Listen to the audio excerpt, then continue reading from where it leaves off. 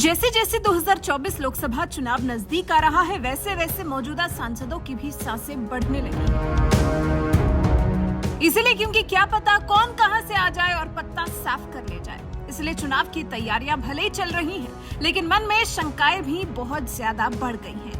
ऐसे में सांसदों को अपने एक एक काम को लेकर सचेत हो जाना चाहिए। अपनी हर एक गतिविधि को लेकर चौकन्ना हो जाना चाहिए। पता नहीं कब की गई कौन सी गलती भारी पड़ जाए और लोकसभा चुनाव में टिकट कट जाए।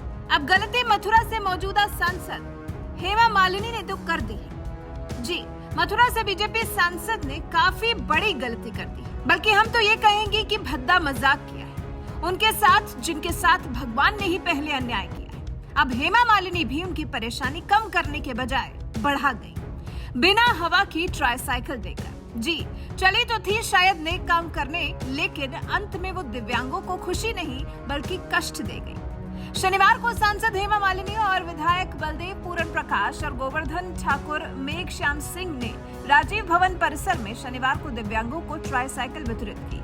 यह दिव्यांगजन सशक्तिकरण विभाग की तरफ से संचालित कृत्रिम अंग सहायक उपकरण योजना के अंतर्गत 75 पात्र दिव्यांगजनों के चेहरे खुशी से खिले तो थे, लेकिन जब ट्राईसाइकिल की हालत देखी तो चेहरे मायूस हो गए। जो ट्राईसाइकिल बांटी जानी थी, जिसे दिव्यांगों ने अपनी जिंदगी को आसान बनाने की उम्मीद की थी, उन ट्राईसाइकिल्स को एक दिन पहले चेक तक नहीं किया गया। जैसे ही ट्राईसाइकिल बांटी जाने लगी तो ज्यादातर में हवा नहीं थी और कुछ के तो हैंडल ही निकलकर हाथ में आ गए।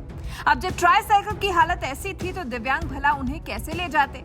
सांसद और विधायक ने विभाग के जिम्मेदार अधिकारी विजय लक्ष्मी मौर्य से ट्राईसाइकिल को दुरुस्त करने को कहा। कुछ दिव्यांगजनों ने ट्राईसाइकिल को लौटा दिया। ऐसे में अब सांसद हेमा मालिनी की कार्यशैली को लेकर सवाल उठाए जा रहे हैं। सवाल तो उनके जवाब को लेकर भी उठे थे, जो उन्होंने कंगना के मथुरा से चुनाव लड़ने के सवाल पर दिया था। हेमा मालिनी ने कहा था, मेरा विचार भगवान के ऊपर। मथुरा के जो सांसद बनना चाहेंगे उन्हें भी आप बनने नहीं देंगे। आपने दिमाग में सबको ऐसा डाल कर रखा है कि फिल्म स्टार ही बनेगा मथुरा में। कल को आप राखी सावंत को भी कहेंगे, वो भी बन जाएंगी। कंगना रनौत मथुरा से चुनाव लड़ने की चर्चा है। अच्छा, बहुत अच्छी बात है। आपका क्या विचार है इस बार? आप मेरा विचार क्या मैं बताऊं? मेरा विचार भगवान के ऊपर है। Lord Krishna will do it. यहाँ के मथुरा के जो सांसद बनना चाहेंगे उसको तो आप बनने नहीं देंगे। नहीं, आप दिमाग में सबको ऐसा डाल के रखेंगे फिल्म स्टार ही बनेगा।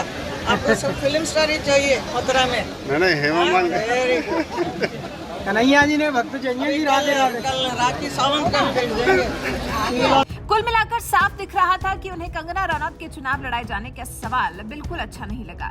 वहीं दिव्यांगों को उनका बिना हवा के ट्राईसाइकिल बांटना अच्छा नहीं लगा। अब देखते हैं इसी तरह से हेमा मालिनी अब और ज्यादा कितनी सुर्खियां बटोरती हैं। आपको बता दें, बीजेपी सांसद हेमा मालिनी मथुरा लोकसभा सीट से 2 बार चुनाव जीत चुकी हैं। साल 2014 में हेमा मालिनी ने यहां से आरएलडी मुखिया जयंत चौधरी को हराया था। फिर साल 2019 में आरएलडी के कुंवर नरेंद्र सिंह को करारी शिकस्त दी। और अब लोकसभा 2024 के चुनाव से पहले अभी जब वो एक्टिव दिखाई दे रही हैं, तो इस बार अभिनेत्री कंगना रनौत के मथुरा से चुनाव लड़ाए जाने की चर्चाएं तेज हो रही हैं। अभिनेत्री कंगना रनौत बीते 1 साल में 2 बार ब्रज के दर्शन कर चुकी हैं। हाल ही में कंगना रनौत 19 सितंबर को वृंदावन पहुंची थी। उन्होंने बांके बिहारी मंदिर में दर्शन किए, जिसके बाद वो स्वामी हरिदास जी की साधना स्थली निधिवन राज मंदिर में भी दर्शन करने पहुंची। कंगना ने मथुरा के श्री कृष्ण जन्म स्थान पर कान्हा के दर्शन किए, ठाकुर जी का आशीर्वाद लिया। हालांकि इस दौरान किसी भी सवाल का जवाब देने से बचती ही नजर आई। कंगना ने सिर्फ इतना कहा कि वो वृंदावन दर्शन करने आई हैं और उन्हें वृंदावन आना बहुत अच्छा लगता है। कंगना ने बताया कि फिल्म इमरजेंसी की शूटिंग खत्म होने के बाद वो ठाकुर जी का आशीर्वाद लेने आई हैं। अब जब कंगना का ऐसा ब्रज प्रेम दिखा तो अटकलें लगाई जाने लगी कि क्या कंगना मथुरा से चुनाव लड़ सकती है, जिस पर हेमा मालिनी से जब सवाल किया गया तो वो भड़क गई। खैर, अब देखना दिलचस्प होगा कि हेमा मालिनी का टिकट मथुरा से बना रहता है या फिर इसे किसी और के खाते में डाल दिया जाता है। वैसे आप क्या कहते हैं? आपको क्या लगता है, क्या हेमा मालिनी को ही फिर से एक बार टिकट दिया जाना चाहिए या इस बार बीजेपी आलाकमान को कैंडिडेट बदल देना चाहिए? आप इस बारे में क्या सोचते हैं? अपनी राय हमें कमेंट कर जरूर बताएं।